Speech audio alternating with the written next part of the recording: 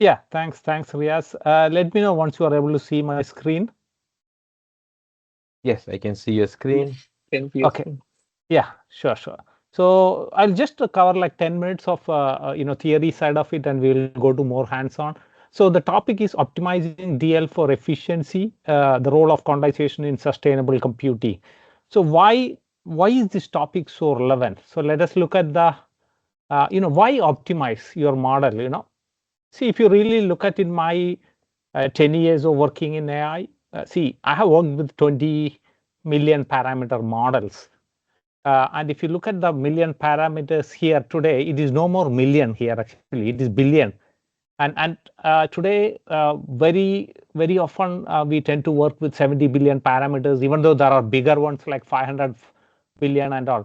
So if you really take at 80 billion parameter today, and I worked in 20 million parameter, probably a decade back, see the amount of compute that has really gone required in current days computing. You can see that it is 4,000 times. Even if I use a 80 billion parameter model with 20 million was what 10 years back you were doing.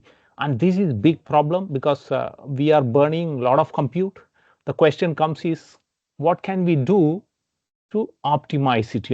So today I'm going to talk about a very specific technique called quantization. There are so many techniques we will not be able to cover because this could be a semester course itself.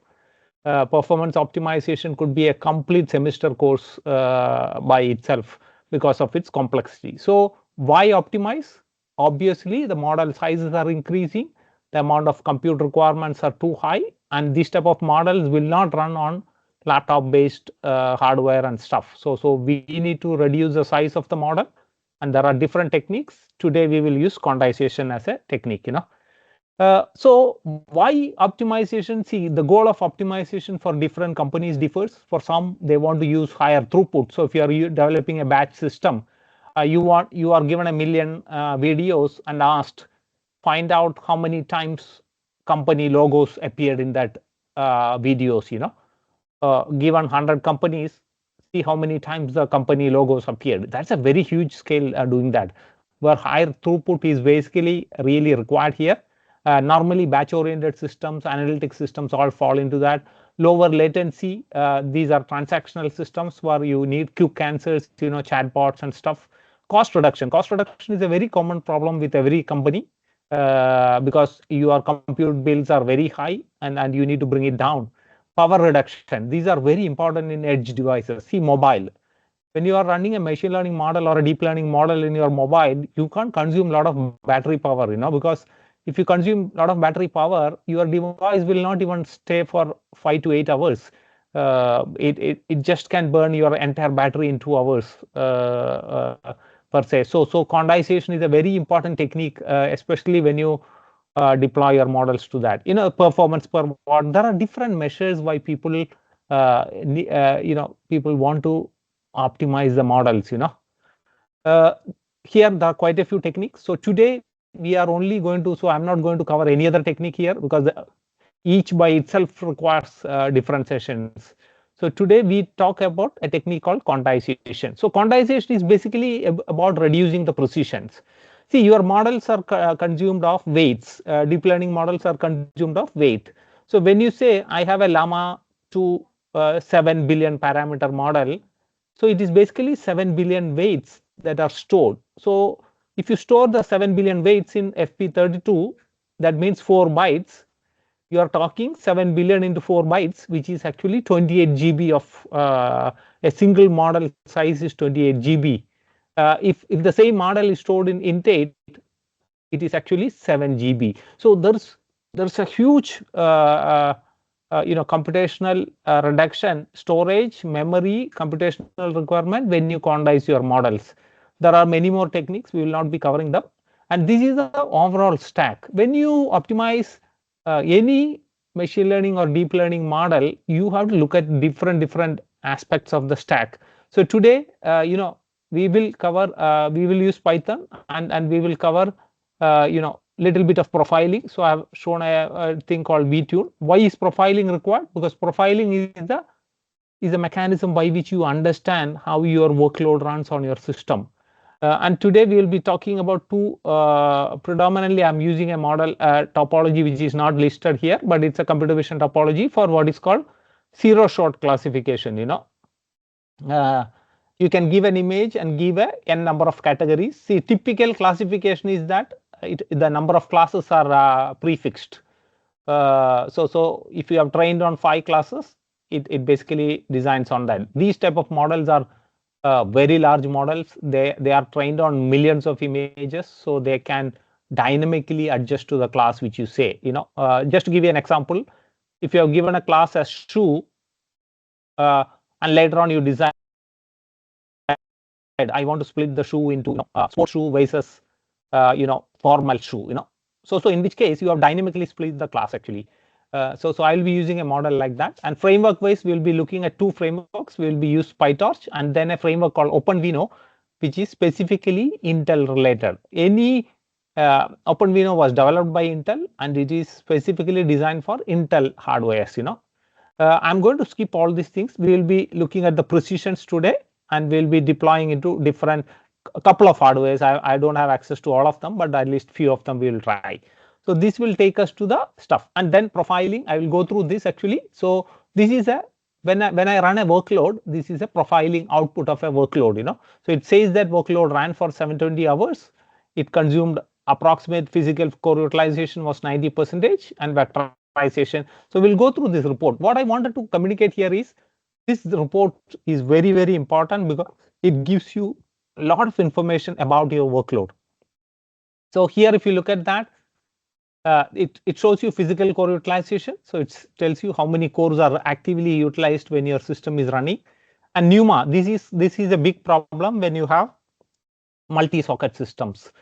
So when you say 48 cores, it is actually 2 sockets. Each socket has 24 physical cores, and in those type of systems, when you try to access memory from a different core, so you have a socket 0, it has an associated memory. You have a socket 1, it has an associated memory.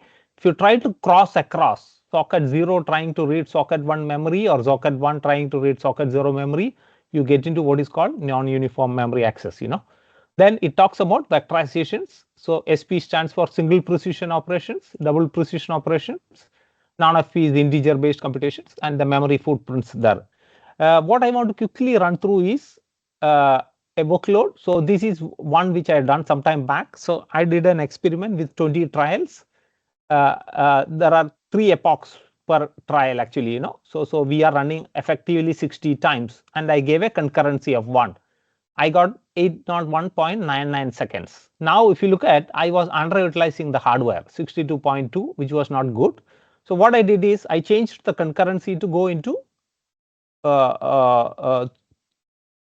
3, and see the time went up. So I was trying to utilize the hardware a little more, but now the time went up badly actually.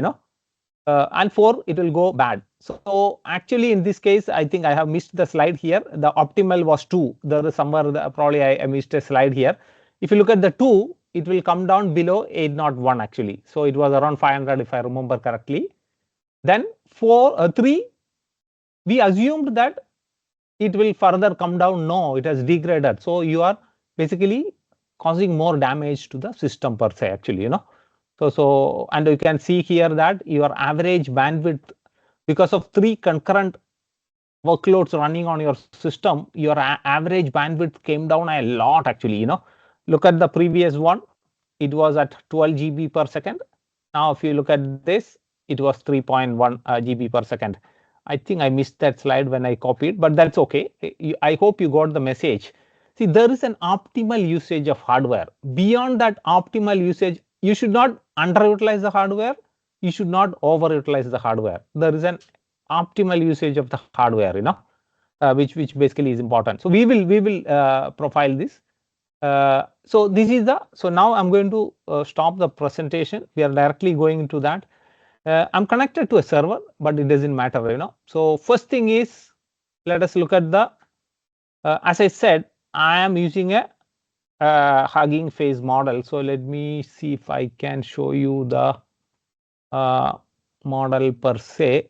So this is called zero shot classification.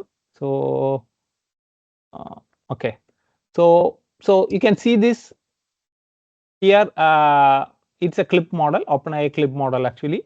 So you can give the type of class you want, and then it will automatically tell you. So in this case, they gave whether it's a fox, bear, seagull, or owl. But I have used a different data set. But I can. What I will do is, as I go through, I'll put the relevant stuff for you to consume, so that you can whoever wants to copy it and later on try it, because I don't want to share the code per se, nothing proprietary here, but I want you to go and develop this stuff so that you understand that. So this is the model. So that's exactly the model which I am also going to try. So let us look at the PyTorch code, which is the first. So here if you see, this is the model and there is a standard way to load it. And in my case, I have some data sets. So let me show you that. So what I did is I took some open data set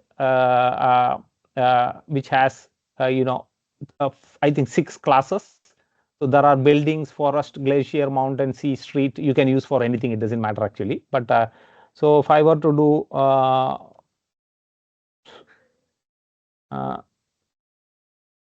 Python, let us say I think I had a print class.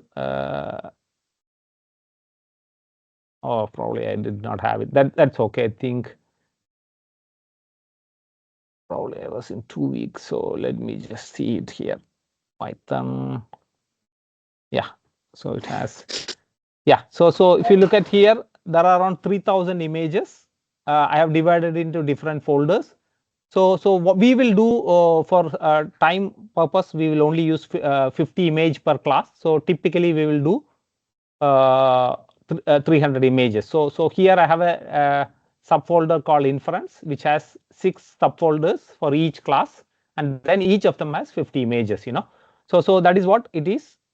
So this is the PyTorch model. So let us first run it without anything. So it will take time. So first of all, how do I profile this? If I want to profile this, how do I go about doing it? So this is where you need to understand. You need to install something called VTune. Let me put it for you. There are different profilers. So VTune comes from Intel. The reason why I use VTune is that VTune is a very detailed profiler. You can get a lot of information about your workload, how it is interacting with the system, and things like that. So I put a link. But how do you enable once you have installed it? I already installed it because it takes time to install. So you do source. It is if you are in Linux, I'm in Linux actually. So OPT Intel, it default gets onto a path 1 API VTune latest, and I'm going to run the basic version, which is called the application performance snapshot. So when I run this, now the APS commands become active. So let me copy this for you and put it on the chat. Install the VTune profiler from this site. You can do that. I have used PyInstrument also, but PyInstrument is a very simple profiler, unlike stuff.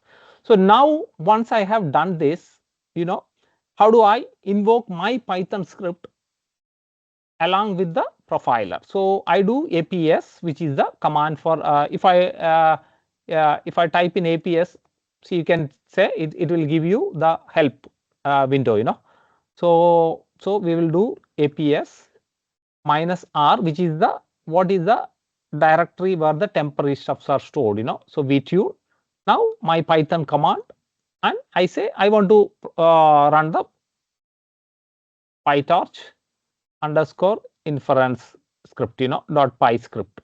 So now when I run it, it's basically running through the profiling, running along with the data per se. So as I said, look at that. It is going through the classes. So you can see 50 classes and it says building. So now it's analyzing the building folder. It's going through the data. This is a very see, what is the advantage with zero shot classification? See, zero shot classification is a technique by which your classes are not fixed. Your classes are very dynamic. and the model is trained on very large data so that it can adapt it. So even if I add one more data point here to say I want to classify with 6 or 8 classes, I don't have to retrain my model. It basically works because it might have seen buildings, it might have seen forest, it might have seen glaciers, mountains, sea, streets, people. So it might have seen all these things because it is trained on a very large data per se. See, now it ran within that. So I got, so it took approximately 60, you could see that. So 60.32 seconds and average physical. So here you can see that. So this is the metrics where it prints. I think I had a little bit more. If you see here, this is the confusion metrics. You can see in the first class buildings, it got 46 correct out of the 50. It got one of them wrong actually. I think it classified that as a street. It is very important because sometimes when you show buildings, there are streets in it. So the model probably is not exactly getting it. Did you mean buildings or streets? And it goes by probability. Obviously, it probably classified 4 of them to be streets. Probably if you open what was the 4 that was wrong, you could really figure out that probably it was streets, prominently streets, probably with a building by the side or something where it got classed. So you can see that how it's doing. It's reasonably good model. This is I did not train this model. This is a very standard model. Without any retraining, it's giving me 0.91. So it's 91% accurate actually, which is far better than any traditional models that you get like ResNet or something like that, per se actually. So now you profiled it. It has created somewhere it has created an HTML file. Let me see if I can figure it out. Yeah, the only thing is in here I can't view it. So let me download it locally. Then we will see it through the. Okay, so it has downloaded. So this is the report. So what it is telling, we ran a job. It took 65 seconds. So we have a physical core utilization of 76.5, not bad. Typically, we assume 80% to be minimum required when you are running. And this says it has used 85 cores, physical cores of the 112 available. And the question comes is, what was the average DRAM stall? See, these and all depends on your system. It differs actually. And what was the single precision? So 36% of the operations was single precision floating point. There was no double precision, very good, because double precision is predominantly used in engineering and scientific computing. For machine learning or deep learning, you normally don't need double precision. Unless you are doing some model like probably, I don't know whether you guys know physics induced neural network, PINN, So physics induced neural networks used partial differential equations. So they might need double precisions, but a lot of models do not require that. Out of the 36% operations which are single precision, 99.3% went through 512-bit vectorization, So which is very good actually, because the best that CPU systems today on Intel supports is 512-bit vectorization. So most of your workload went through the best possible vectorization there, and this was the memory consumption, both resident and virtual per se. So this report is very important. So it highlights few important informations. One is it shows you the fact that you are underutilizing the hardware. So now the question comes is, if I am underutilizing the hardware, can I run it without the full system? So let us look at what is the system. So here this is the LSCPU. If you do LSCPU, so this gives you, so there are 224 logical cores or 112 physical cores. So it is a 2-socket system. Each socket has 56 physical core.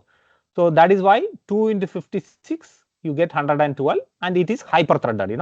So threads per core is 2. So certain systems are hyper-threaded. If you are in an AMD or something, their system might not be hyper-threaded, but Intel does have hyper-threading enabled. You can turn it off in the BIOS. If you do not want hyper-threading, you can always turn it off. If you turn that off, here it will show 112 instead of 224. So this is a reasonably powerful system. except that it is purely CPU oriented system. It doesn't have any graphics card or anything. So you saw that. So now we ran the previous command. So I'm going to bring the previous command. So it was not running.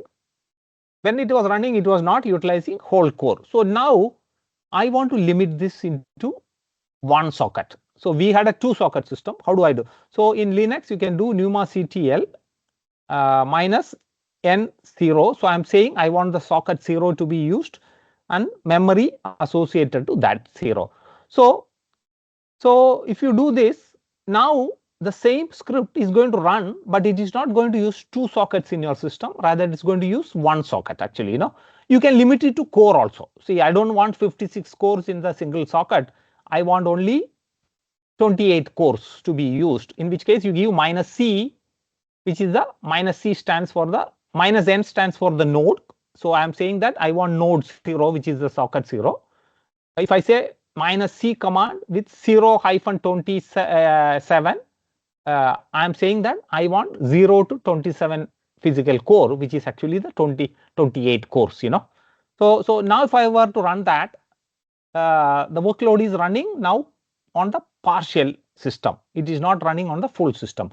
This problem will not happen for you in virtual machines, because when you go to either Google Cloud, any other cloud, you are only purchasing the VMs of size you want. You say that I want a 8 vCPU machine, but this is a bare metal system. So how do you, ensure that your workload only takes the required hardware is very important in bare metal systems.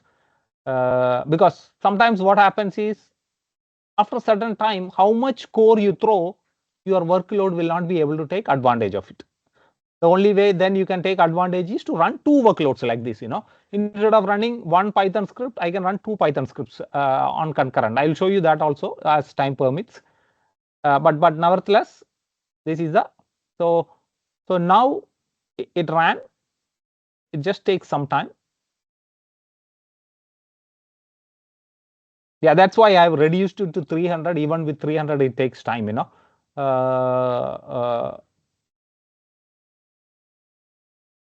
I had that entire data set had around 3000 images, in which case we can't do anything because it takes time. Yeah, now it ran. You can see it has not decreased. So even after using half a socket, we are still able to process it at more or less the same speed. So that clearly tells that we were overutilizing the basically the hardware has more capacity than what the model can take advantage of it. Now I want to switch. So as I said, PyTorch gave you a certain number, like around 70 odd seconds. I'm not more going to do the profiling. I showed the profiling just for you to understand it. If you want to do PyInstrument, there is another profiler which I have installed. So for first reason, let me put the in case you want to create an environment or something, just I'll probably put these commands in the chat so that you can use it later on when you have time. Anything you need, if you have a problem, just ping me. I am mostly active in LinkedIn, so you can always see me in LinkedIn pretty often, and that's where I actually meet with Reyes also once in a while, per se. So now the question comes is, I have seen a performance with PyTorch. What will be the same performance with OpenVINO? So first question is, how do I convert a PyTorch model into an OpenVINO model? So I have written some scripts here. There are like you see here, there's something called PyTorch to IR. So nothing, it loads the model, and then it basically you give a sample image, you infer it, and then you say OpenVINO.convert model. All the required libraries are here. So if you really look at here, what we have used, so we have installed Torch, which is the PyTorch. Then we have going to, because this is a transformer based model, so transformers are required. And then you have OpenVINO, which we are using. And then for quantization, we'll be using NNCF. And VTune was natively installed on the machine. So it is not a pip install. VTune has to be installed directly onto the machine. And then you have a PyInstrument a Python profiler per se, actually. So we have the environment created. If you are doing Windows, there's a slight difference. All other commands here is there. Instead of source activate, you will do in Windows, you will do this command. So I'm doing Linux. I can show you a Windows system. I have one actually, where I can show you that also. But other than that, there is no major difference per se. So now let us do. I'm not going to cover this. Actually, I have already created the file. So in IR, when you run this command, you get the. See here, I have FP32 bin and FP32 XML file. So this is actually the intermediate representation. So OpenVINO uses a format called intermediate representation. So the entire model weights and stuffs are stored as the XML gives you the structure. The bin stores the weights. So you can look at let us say if we were to do plus minus LTR. Okay, I'll do the H so that you understand. So look at the sizes. So I have a, let me see. Oh, I think yeah. So the FP32 model, which is the PyTorch original model, which I converted into OpenVINO, its size is 1.6 gig because all your weights are stored in FP32 floating point. So that means 4 bytes. Now, when that model was quantized to FP16, look at the size. It has come down from 1.6 gigabytes to 816. Then I further quantized the model into int8, which is there at the bottom. So if you see here, int8, it has come down to 400 megabytes. See, is loading 1.6 GB better or loading 400 megabytes better? Obviously, the smaller the model, the better it is actually to do that, both computationally, memory wise, so many things. So here, this scripts PyTorch to IR FP32 is the FP32 conversion of it. And similarly, you can do PyTorch to IR FP16. Those scripts are exactly the same, except that there is only one line difference.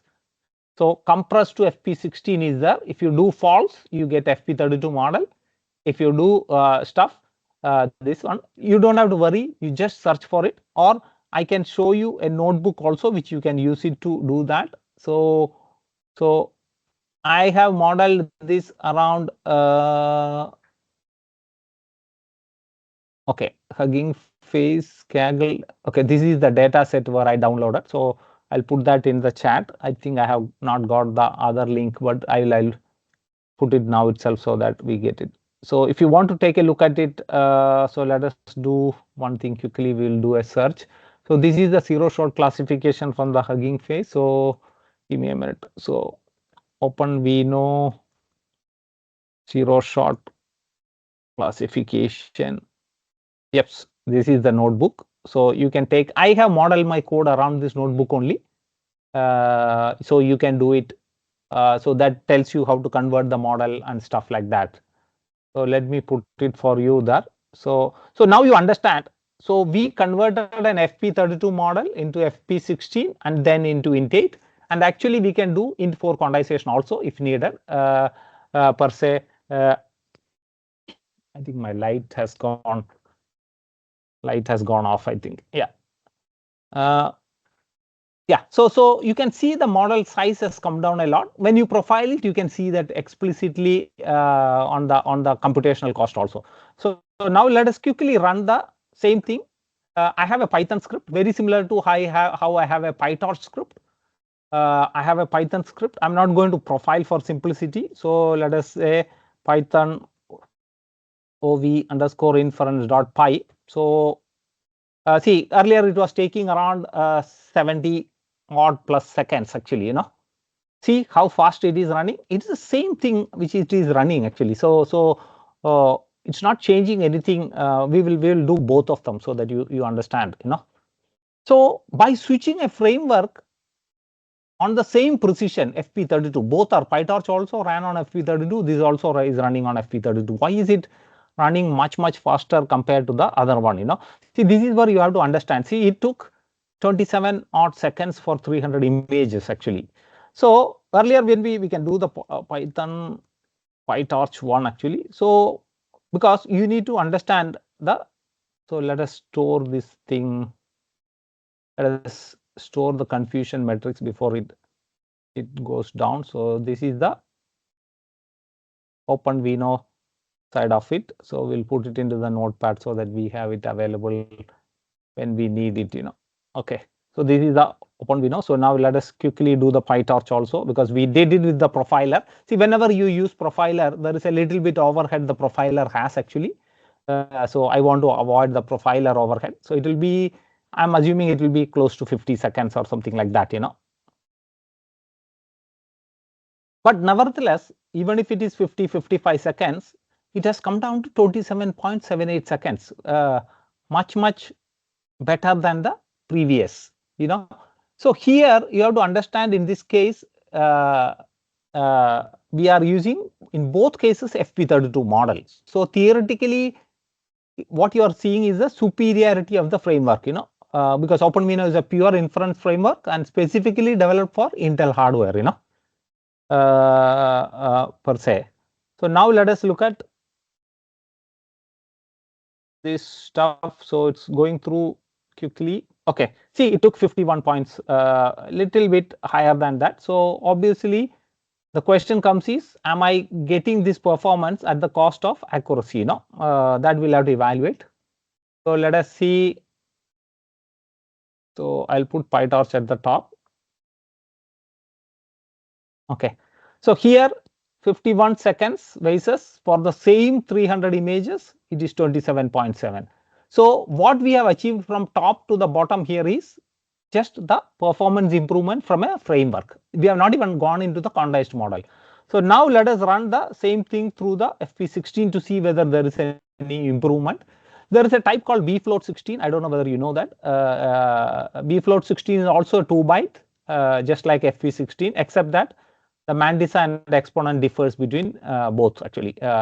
And Intel hardware supports bfloat16 per se actually. If you want to know how to understand a hardware supports or not, if you are in Linux, do lscpu, which gives you the stuff.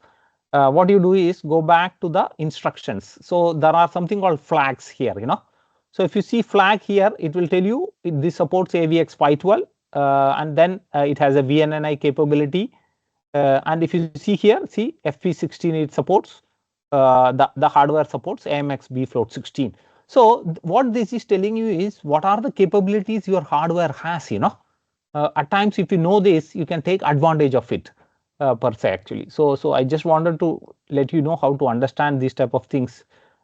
These things are not a big problem when you are just analyzing 300 images or something, but think about that 300 becomes 0.3 million images. Now we are talking some serious timings, per se. So now what I'm going to do is I'm going to change my OpenVINO script.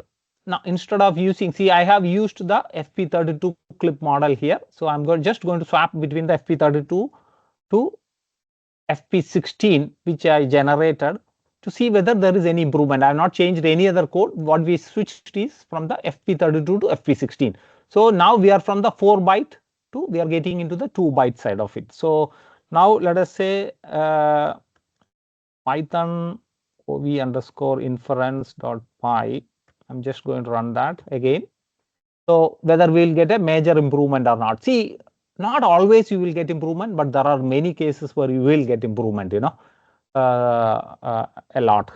Then this is a pure CPU running, If I were to switch this from CPU to GPU, what will happen, Okay, so it ran. So it took 15.96 seconds. So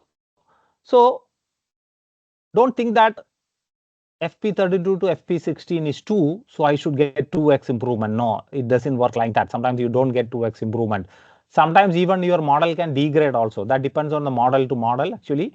FP32 runs faster than FP16. You might be thinking why it's happening. So that's where you have to understand quite a few things for that. So now if you were to paste it, 56, so we have come down. So for the same 300 image, now we have come down to 15.96 seconds, Now there is two types of quantization, what is called post-training quantization and accuracy aware. I'm not going to run it, it takes time. But what is the difference? So in a post-training quantization, you do not validate your model as you quantize it into int8 or int4, Whereas when you do accuracy aware quantization, you will have to give data to say that this is the validation data set, this is the calibration data set. So in the post-training quantization, you only give the calibration data. You don't give in the accuracy aware, you do both actually. So you can see down here, you have both the calibration data set and validation data set, and you have a validation function also. And you can say what is the accuracy drop you want and stuff. I'm just going to run it, but I'm not going to see there are so many hyper parameters. If you see, if I were to change this fast bias correction to false, it will take very long time actually. It can even run for hours together to quantize the model, because what it does is it quantizes the model, validates with your data to see whether it has got it correct. No, it is again, it will try to requantize certain layers to see. So it is basically a search for what is the ideal layer to be quantized and what is the best combination possible to do that. So if you ever search a large space, you know what is the problem. It is not easy to search. Certain search spaces cannot be searched very easily, because you have said that I want a maximum drop of accuracy to be 0.01. So some controls like this, So now what we'll do is, let us see whether I have an int8 model. It is not well quantized, but nevertheless, what I'm going to do is swap this to see, the model is not very good actually, but nevertheless, I just wanted to show you. So the notebook which I have done here, it has the quantization stuff and all at the bottom. If you come down, so it is there. So you can take a look at it anytime you want to do this. You can use your own data if you have something which you are doing. So now let us do. So we have swapped into int8. So the question comes is FP32. From moving from PyTorch to OpenVINO, we saw performance. Moving from OpenVINO FP32 to FP16, we saw performance improvement. Now the question is, can we get performance improvement in int8? Let us see whether it improves. It need not have to always improve again, but there are, if you take large, very large models like large language models, they typically run on int8 or int4 actually. So even int4 quantization is there. I have not done int4 quantization, but you could still do int4 quantization also. So now it basically is running. Okay, see, it ran almost, it took more or less the same timing and not a major difference per se, but nevertheless, the question I want to answer really is one area where more than the time I'm more interested in the accuracy. So the question comes is, so 15 points. So we have gone little bad actually, but don't take this as very seriously, because I am just doing 300 images. But if you do like 50K images, probably it will swap back to int8 actually doing better actually, so sometimes we can't purely interpret based on a small number of images that the behavior is same. But more important is, the question comes is my accuracy differing? See, if you really look at here, look at the confusion metrics. With this one, it got 47 correct in the first class. Here it got better actually. It got a better accuracy. So that's why if you look at for the buildings, the accuracy score, F1 score has gone from 0.912. So it has improved actually. But for other things, it has not changed much. This is very rare. So most of the time you will see degradation. So that is where post-training quantization and accuracy aware quantization differs. In accuracy aware quantization, you can set parameters to say that I want to control the loss of accuracy. So I'm stopping here for simplicity. What I will do is I will switch on to a Windows system. So what we saw is all in Linux actually. So I showed you how to move from PyTorch to OpenVINO, OpenVINO FP32 to OpenVINO FP16, OpenVINO FP16 to OpenVINO int8. There are two quantization we talked about: post-training quantization, which is called PTQ, and then accuracy aware quantization, which is called AAQ. So what is the difference between PTQ and AAQ? If you want to control, let us say in the PTQ you get 4% accuracy loss, which is not acceptable for you. You can go for accuracy over quantization, which might be a slow process for quantizing the model, but it gives you much more finer control to say, how much drop can you allow and type of things actually, So it's always a compromise. At times you gain speed at the cost of accuracy, and every company does this actually, depending on situations. So now we are switching back from a Linux system to a Windows system. So now the question comes is, what happens in the Windows? So I have the same scripts in the Windows, nothing different. Every data, everything I have copied over to that. So now let us say I were to, and this system is a laptop. It is what you saw is a server. What you saw is a server which had 224 physical cores. This has hardly like a 16 cores or something. It's a small, but the advantage this system has that it has a CPU, it has an integrated graphics, and it has an NPU, actually neural processing unit. The model which I am doing does not run on NPU, but there are a lot of models which run on NPU. And if you are very critical about power, you should try to run your model on neural processing units. They are very power efficient compared to CPU and integrated graphics. So now I have a same model, same stuff, so same number of images. So let us see how much time this guy takes. As I said, this is a far less powerful because this is a laptop. What you saw there was a server grade hardware. So inference.py. So let us run it. It's running and we are in FP32 mode. That's the first mode that we had. See, you can see it is slow because the CPU is limited in this system compared to the other system. It has, the other had 2 sockets. Each socket had 56 physical core. Each of them is hyper-threaded. So theoretically 112 physical core or 224 logical core. This is in the CPU parlance. This system is around 1/10 the size of the previous system, because it's just like one of our laptops. So that's why it is taking some time to go through that. But what I want to show you is that now you can see me switching from the CPU to GPU. And in OpenVINO, the code is very simple. You don't have to do anything. You just have to change this device from CPU to GPU. Automatically, the model during the compilation process, if you see here, there is a process for compiling the model. So the model gets compiled to the device.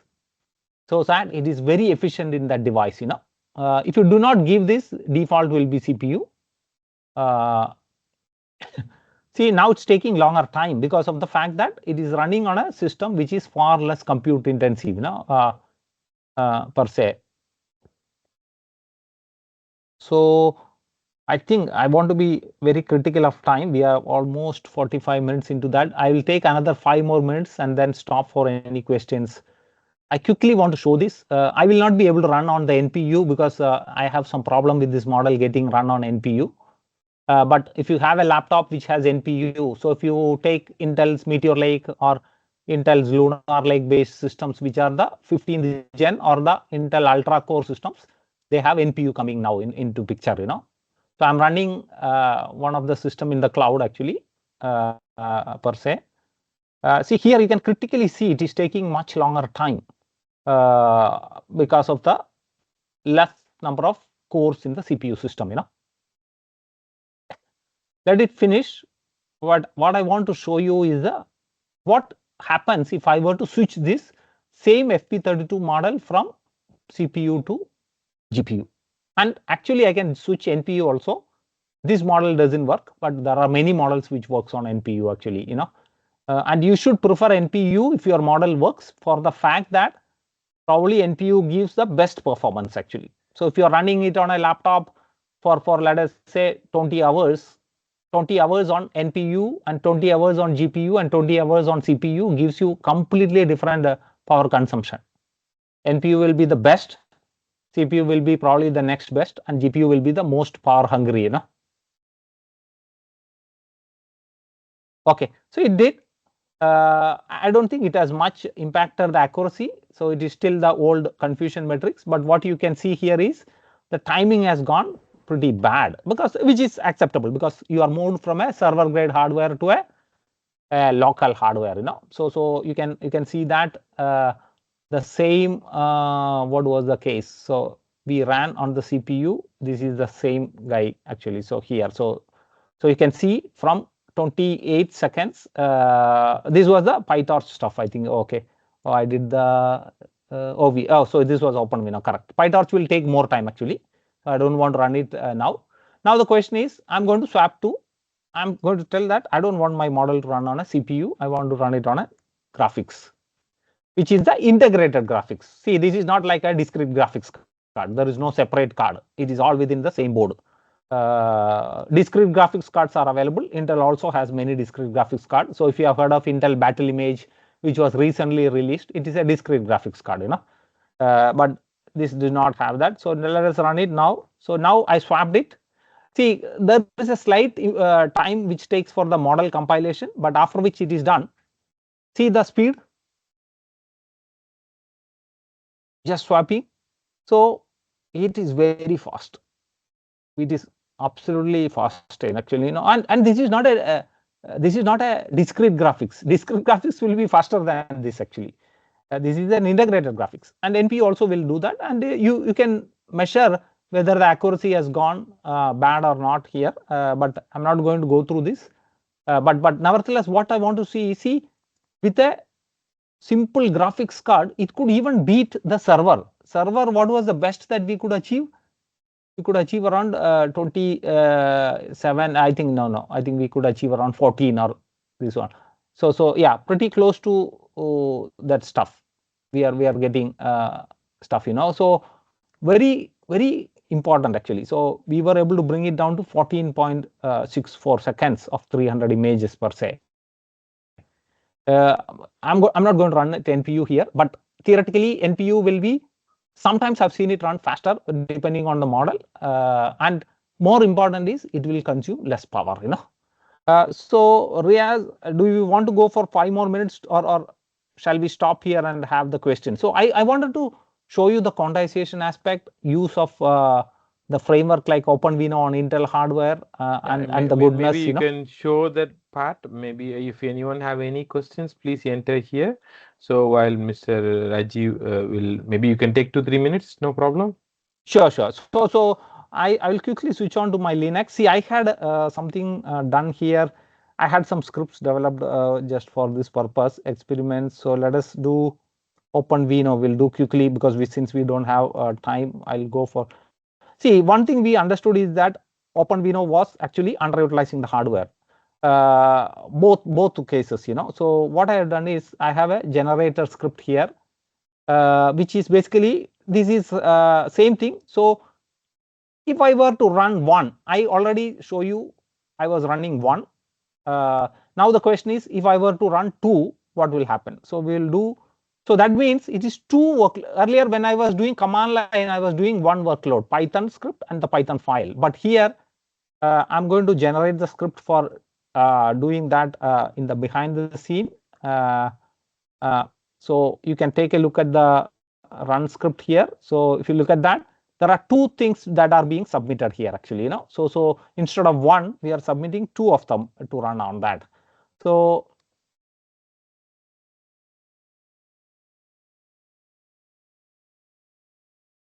now for to do the, I'm just submitting the job. It will just do it in the background. So nothing, no difference.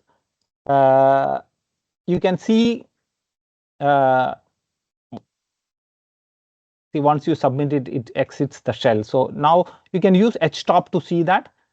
You can see when I'm running two also. See, earlier when I ran PyTorch with one itself, it was consuming around 70%. See, now with two of them, they were consuming around 50. It's already done actually. So both workloads are done. So I did not process 300 image here. I had two jobs. So each of them were processing 300 image each. So we did 600 image so fast, So you could see that when you run such scripts. So now let us say if I were to change the generator to say that I don't want two, I want 4 concurrent. So that means 4 into 300, I want 1200 images to be processed, So I'll do 4, I'll generate the script. Python generator.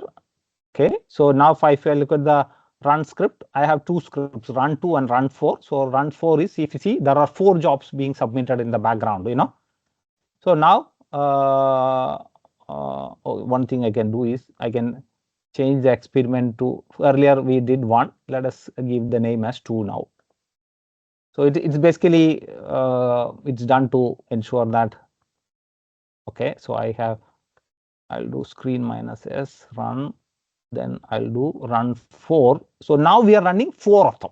So it is 4 into 300. So 1200 images being cracked. So let us see how the CPU utilization is happening when the 4 of them is running, Actually, I could have started a different terminal so that we could see it takes, yeah, now it's exited. So let us see htop. See, now also after with 4 also, it is not extremely consuming. It is still, there is a lot of space. I think it's almost done. So whenever you have bare metal systems and you do not use the full capacity, the only way you can achieve the full utilization is by running parallel streams, per se. Now I could have done 8, in which case I'll just quickly give, we'll try that and then we will stop. So workload optimization and workload, sizing. So what we are doing is now sizing. Quantization is for the optimization purpose. Sizing is to ensure that you are giving the right amount of hardware for the job. As I said, if you give big hardware, it will underutilize. If you give less hardware, it will overutilize and shoot the time. There is something called the right spacing actually, So Python generator. So we'll stop here with this. So let me modify the run 8. So we are running 8 processor. So we'll give that to be the experiment 3, so that it creates the file accordingly. Okay, so now, so I'm going to submit the 8 one.